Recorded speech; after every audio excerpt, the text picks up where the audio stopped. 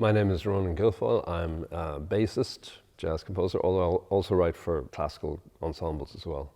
For the 2016 program, I'm writing a piece about my grandfather. My grandfather was a very interesting man who was involved in some of the most historical events of modern Ireland.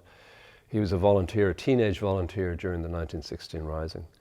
And he later went on to become Michael Collins' close associates in the War of Independence. He would be a member of the squad. And he also was a bodyguard for Collins during the treaty negotiations in London. So he had an extraordinary past, and as a young man. Now, I knew him when I was a boy. You know, he died when I was 14, and I knew him up to that point. And this suite of music is about him, and also my attempt to kind of square the circle of the gentle, humorous, dignified old man that I knew.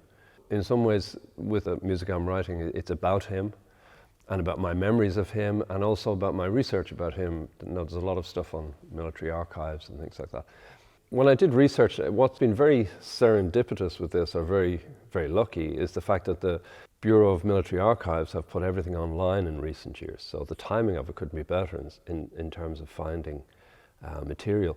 So I've been looking online and putting his name into the search, and found some extraordinary things that I didn't know. And what's very interesting for me is that it's not him describing it, it's a guy who was with him describing how the two of them were picked up by the police or the military.